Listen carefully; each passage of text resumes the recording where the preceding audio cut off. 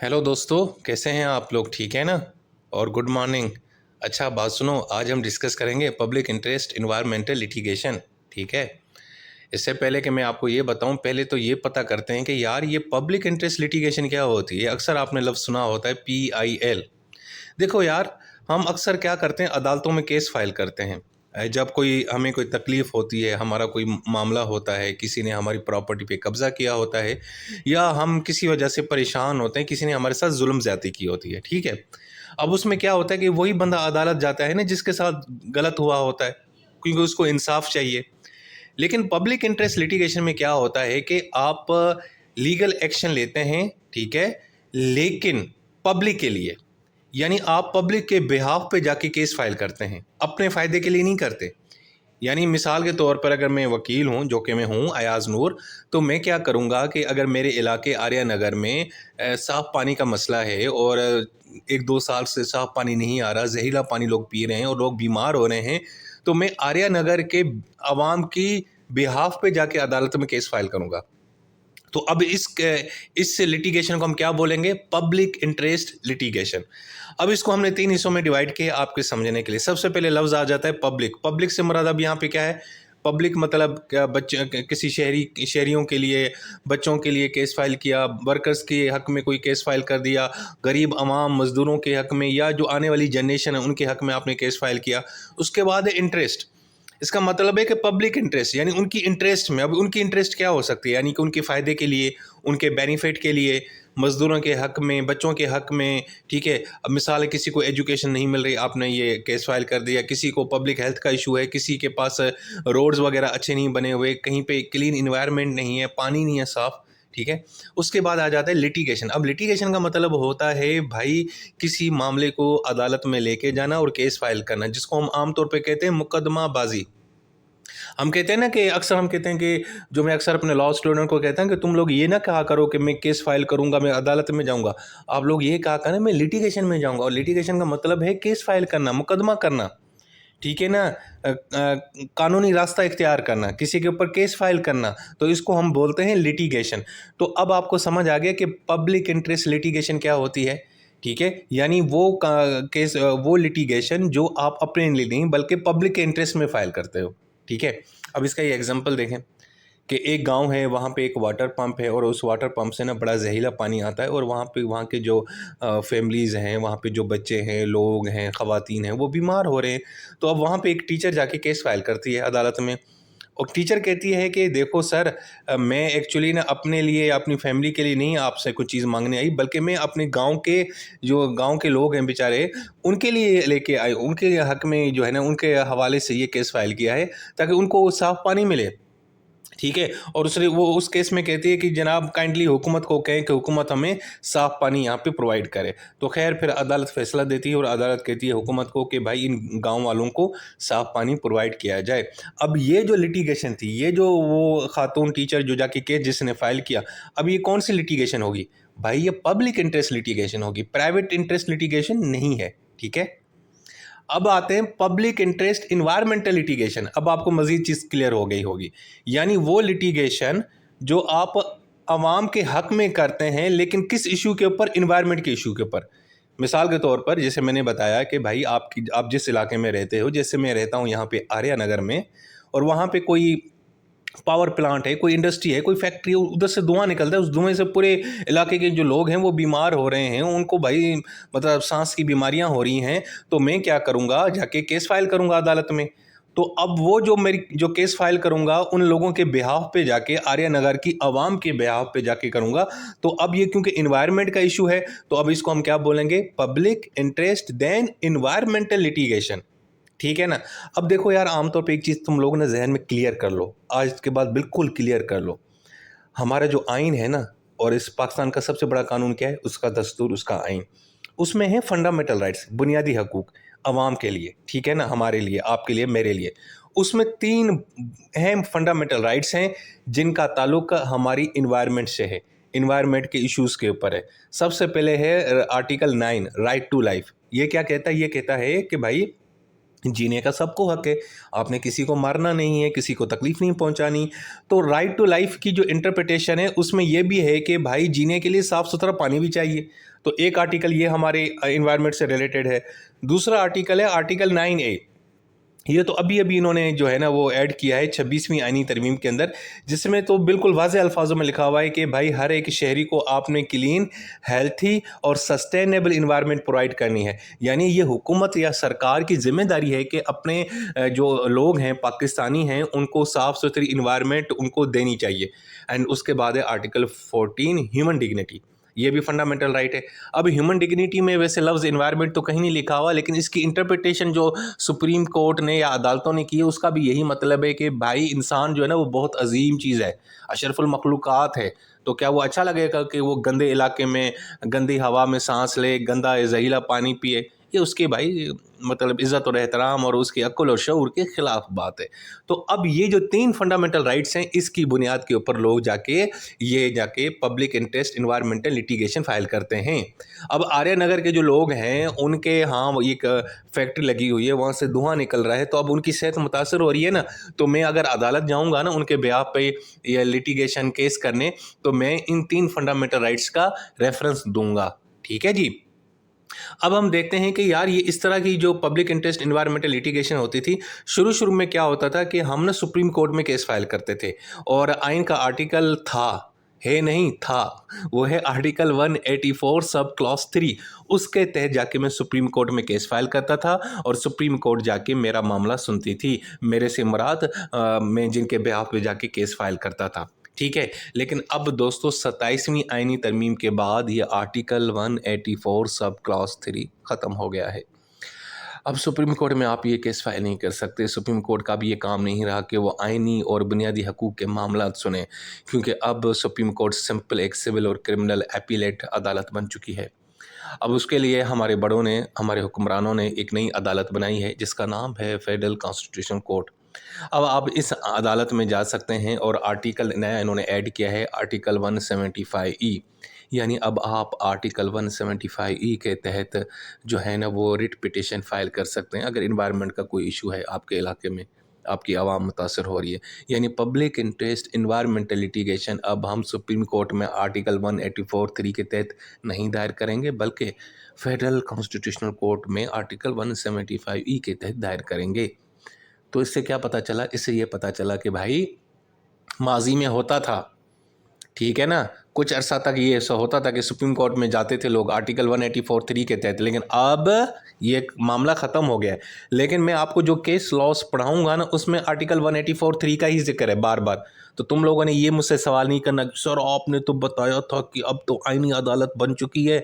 तो मेरे बच्चों, मेरे कच्चों, तुमको अच्छे से पता होना चाहिए जो केस लॉज हैं वो बहुत पुराने हैं। कोई 1991 का है, 1994 का है, कोई 2003 का है, 2015 का, 2011 का, समझ गए ना। और ये अपनी 27वीं आईनी तरमीम अभी ये कुछ महीने पहले आई है।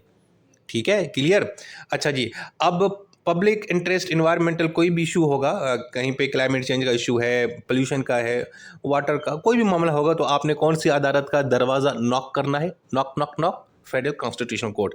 हाँ, बाकी सूबे के लेवल तक हाई कोर्ट्स में आज भी जा सकते हैं। पहले भी लोग हाई कोर्ट्स में जाते थे आर्टिकल 199 के तहत, अगर कोई भी इस तरह का मामला होता था फंडामेंटल राइट्स का, एनवायरनमेंट का इशू, तो आज भी आप जा सकते हैं। उसको इन्होंने कुछ नहीं कहा, आर्टिकल 199 के तहत ही जा सकते हैं। बाकी ये जो आईनी अदालत है इसके फैसले सुप्रीम कोर्ट और हाई कोर्ट के ऊपर बाइंडिंग होते हैं। ठीक है, अब हम ज़रा डेवलपमेंट की बात करते हैं कि यार पाकिस्तान में पब्लिक इंटरेस्ट इन्वायरमेंटल जो लिटिगेशन है ये किस तरह, यानी कि इसकी तरक्की किस तरह हुई। ठीक है, तो सबसे पहले देखें यार 1980 से पहले पता है यहाँ पे ना अदालतें जो है ना बड़ी ना किताबी हुआ करती थी। किताबी से मुराद जो असूल, जो प्रोसीजर था उसी को बस मनोमन फॉलो करती थी। अब हमारा जो कॉमन लॉ है, क्योंकि हम कॉमन लॉ को फॉलो करते हैं, एडवर्सरियल सिस्टम को फॉलो करते हैं, तो वहाँ पे एक असूल है दोस्तों, उसको कहते हैं लोकस स्टैंडाई। लोकस स्टैंडाई का मतलब है लीगल स्टैंडिंग। इसका मतलब सिंपल ये है कि भाई अदालत में वही शख्स केस फाइल कर सकता है, मुकदमा लेके आ सकता है जो डायरेक्ट मुतासर है। यानी अगर आपकी प्रॉपर्टी पे किसी ने कब्जा किया है तो आपने ही केस फाइल करना है। ठीक है। जबकि अभी मैं ऊपर आपको क्या पढ़ा के आया हूँ, अभी तो मैं यही पढ़ा के आया हूँ ना कि पब्लिक इंटरेस्ट एनवायरमेंटल लिटिगेशन में भाई कोई भी आवाम के ब्याह पे जाके लिटिगेशन कर सकता है, लेकिन पहले ऐसे नहीं था। 1980 से पहले अदालतें इस चीज़ की इजाज़त नहीं देती थी। सिर्फ एग्रीव्ड पर्सन वही अदालत को अप्रोच कर सकता था, कोई एनजीओ नहीं, कोई पब्लिक एक्टिविस्ट नहीं, अयाज नूर नहीं, शैला ज़िया नहीं, कोई भी नहीं। ठीक है, कोई भी अदालत कोई भी शख्स आके केस फाइल नहीं कर सकता था, सिर्फ वही करता था जो मुतासर होता था। इसका मतलब है कि अगर आपके गांव के अंदर साफ पानी नहीं है तो भाई वो सिर्फ वही बंदा केस फाइल कर सकता था जो डायरेक्ट मुतासर है। ये नहीं हो सकता कि गांव के ब्याह पे कोई एक वकील जाके केस फाइल करे। पहले ऐसे नहीं होता था क्योंकि वो ट्रेडिशनल अप्रोच को फॉलो करते थे और उसमें जो कॉमन लॉ का प्रिंसिपल था, कौन सा भाई, लोकस स्टेंडाई, उसको फॉलो करते थे। ठीक है, पहली बात ये। लेकिन आगे चल के 1980 के बाद अदालतों ने थोड़ी शर्म दिखाई। उन्होंने ये जो असूल है ना लोकस स्टेंडाई का दोस्तों, इसको थोड़ा नरम किया। क्यों नरम किया? उन्होंने कहा कि यार ये ना जो इन्वायरमेंट का इशू होता है, बुनियादी हकूक़ का, इसमें पूरी की पूरी आवाम पिस रही होती है, तो इस असूल को थोड़ा रिलैक्स करते हैं ताकि कोई भी आके आवाम के बिहाफ पे, कुछ ऐसे लोग होते हैं, गरीब होते हैं यार, उनके पास ना वकील होता है, ना उनको समझ होती है, ना बूझ होती है, तो यार उनके बिहाफ पे कोई भी बंदा केस फाइल कर सकता है ना, और करना भी चाहिए। अब उनके लिए आवाज़ तो किसी को तो उठानी चाहिए ना भाई। तो इन्होंने लोकस स्टेंडाई का जो असूल है, अदालतों ने उसको आसान करना, रिलैक्स करना शुरू किया। ठीक है, अब कोई भी शहरी, कोई भी एनजीओ का बंदा, कोई वकील, कोई सोशल एक्टिविस्ट वो पिटिशन फाइल करता था on behalf of the affected communities. यानी अब आर्या नगर के लोगों को पानी का मसला है, साफ पानी नहीं मिल रहा, तो मैं उनके बिहाफ पे जाके केस फाइल कर सकता हूं, क्योंकि अब लोकस स्टेंडाई का जो असूल है वो अदालत ने क्या कर लिया है, रिलैक्स कर लिया है। तो ये होगी पहली दूसरी डेवलपमेंट कि पहले लोकस स्टेंडाई के ऊपर अदालतें आंखें बंद करके अमल करती थी और सिर्फ उसी बंदे को इजाज़त होती थी जो मुतासर होता था, केस फाइल करता था। यानी आप अवाम के बिहाफ पे केस फाइल नहीं करते थे। ठीक है, लेकिन उसके बाद अदालतों ने शर्म दिखाई और उन्होंने इस असूल को थोड़ा नरम किया। फिर आगे चल के क्या हुआ, आगे चल के मज़ीद ये हुआ कि अदालत ने क्या किया, जो हमारे बुनियादी हकूक़ है ना दोस्तों, जो आइन के अंदर मौजूद हैं, उनकी इंटरप्रिटेशन करना शुरू की फैसलों के अंदर। और उन्होंने ये करार दिया कि भाई आइन के अंदर बुनियादी जो हकूक़ हैं अवाम के, उसमें इन्वायरमेंट वगैरह का तो जिक्र नहीं है, लेकिन उन्होंने 2 आर्टिकल की इंटरप्रिटेशन करके ये कह दिया, अदालतों ने फैसले दे दिए कि भाई आर्टिकल 9 राइट टू लाइफ और आर्टिकल 14 ह्यूमन डिग्निटी, इसमें भी इन्वायरमेंट आती है। हालांकि लफ्ज़ कहीं नहीं लिखा हुआ, लेकिन उन्होंने क्या किया, सुप्रीम कोर्ट ने उसकी तशरीह की। ठीक है, उसकी इंटरप्रिटेशन की। मिसाल के तौर पर राइट टू लाइफ, जीने का सबको हक है, इन्वायरमेंट का कहीं लफ्ज़ नहीं है जो एक्चुअल में जो वहाँ पे टेक्स्ट लिखा हुआ है आइन के अंदर, लेकिन सुप्रीम कोर्ट ने तशरीह ये की कि भाई जीने के लिए तो साफ़ पानी भी चाहिए ना, हवा भी चाहिए ना, सिर्फ मोहब्बत प्यार नहीं चाहिए होता, खाने पीने की चीज़ें भी चाहिए होती हैं। जिस्म को तो भाई पानी मांगता है, ठीक है ना, साफ पानी मांगता है, साफ हवा मांगता है। ठीक है, और दूसरा ह्यूमन डिग्निटी, जब लोग को साफ सुथरी इन्वायरमेंट नहीं मिलती तो उनकी जो ह्यूमन डिग्निटी है वो भी मुतासर होती है। इंसान का जो वक़ार है, उसका जो एहतराम है, उसकी जो तकरीम है, वो मुतासर होती है। ठीक है, तो अब अदालतों ने एक कदम आगे बढ़ के पहले लोकस स्टेंडाई को रिलैक्स किया और अब आके आइन में तशरीह करते फिर रहे हैं। यानी अदालतों ने ऐसे फुल जोबन पे आ गई हैं। यानी अब हमारी बुनियादी हकूक़ की तशरीह करके पूरी दुनिया को बता रही हैं, बल्कि पाकिस्तान के अवाम को बता रही हैं कि भाई जब तुम किसी को साफ़ पानी हवा नहीं देते तो तुम उसका आर्टिकल 9 मुतासर करते हो, आर्टिकल 14 मुतासर करते हो, जबकि एक्चुअल में वहाँ पे इन्वायरमेंट का लफ्ज़ जिक्र नहीं है, लेकिन उन्होंने तशरीह कर दी और तशरीह करने का राइट सुप्रीम कोर्ट के पास, हाई कोर्ट के पास मौजूद है। ठीक है, अच्छा, इसमें एक ये भी चीज़ होती थी कि अदालतों ने फिर क्या किया कि अगर उनको कोई ख़त लिखता था कि सर मेरे इलाके में साफ़ पानी नहीं है, किसी ने टेलीग्राम लिखा, किसी ने न्यूज़पेपर में कोई ख़बर लगा दी कि भाई फ़लाँ इलाके में कि 20 साल से पानी नहीं है, ये नहीं है, वो नहीं है, या यहाँ पे जो फैक्ट्री है उसके धुएँ से लोग जो है ना अंधे हो गए, उनके आंखों में जाता है धुआं, ये वगैरह।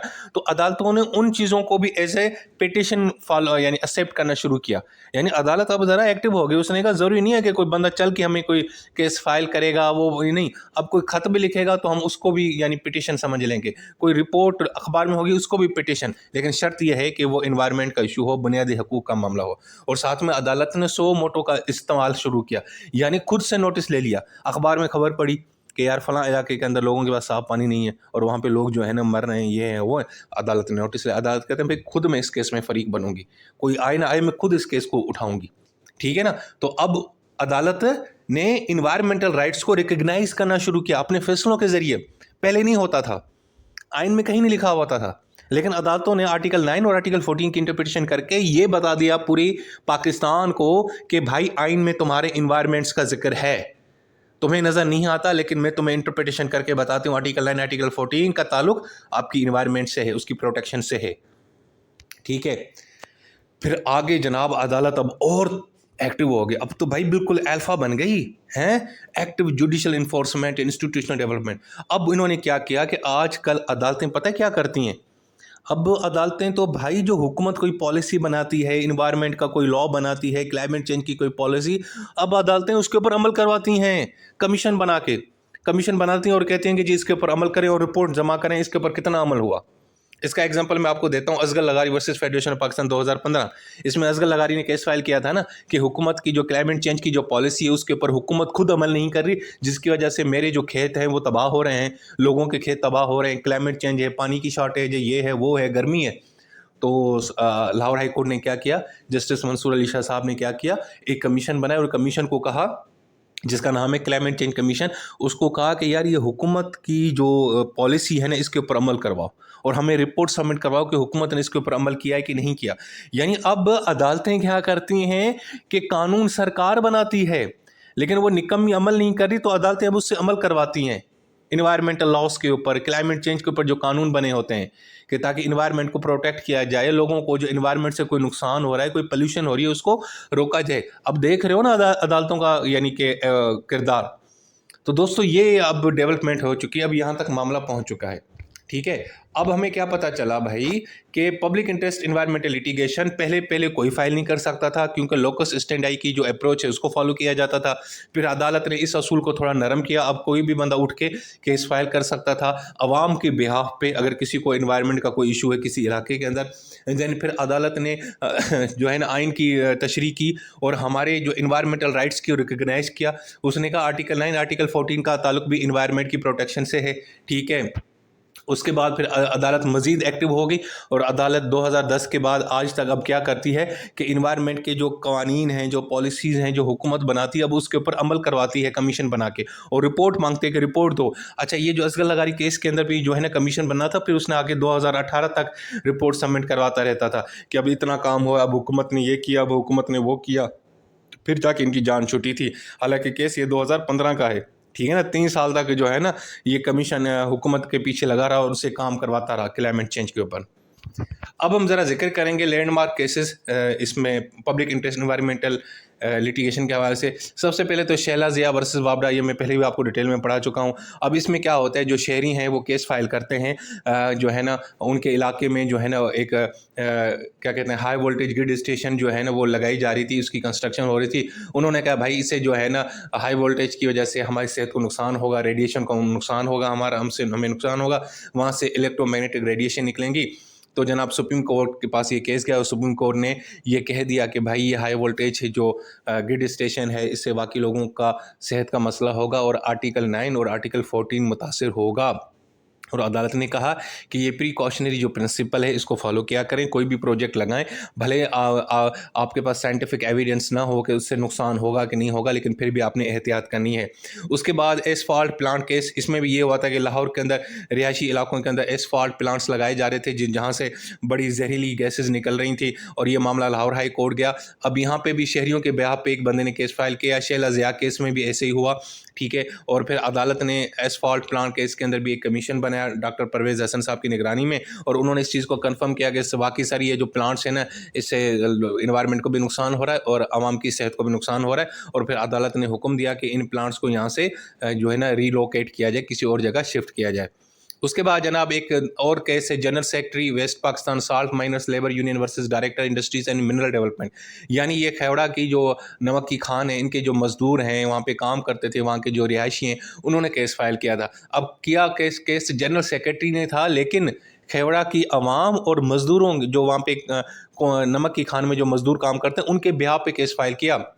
और कहा कि भाई यहाँ पे माइनिंग की एक्टिविटी बढ़ती जा रही है, हुकूमत माइनिंग करवाती फिर रही है, जिसकी वजह से हमारे पीने का पानी जो है ना वो जो है ना पीने के लायक नहीं है, वो जहरीला बन रहा है। तो अदालत ने फिर क्या किया, एक कमीशन भी बनाया और कमीशन को कहा कि जाके काम देखो वाकई ऐसा हो रहा है। और उसके बाद कमीशन की रिपोर्ट के बाद अदालत ने ये फैसला दिया कि भाई ये जो है ना इस माइनिंग को रोका जाए, क्योंकि इससे वाकई जो है ना वाटर पोल्यूशन हो रही है। तो ये भी एक बहुत बड़ा अहम मशहूर PIAL केस है, यानी पब्लिक इंटरेस्ट इन्वायरमेंटल लिटिगेशन का।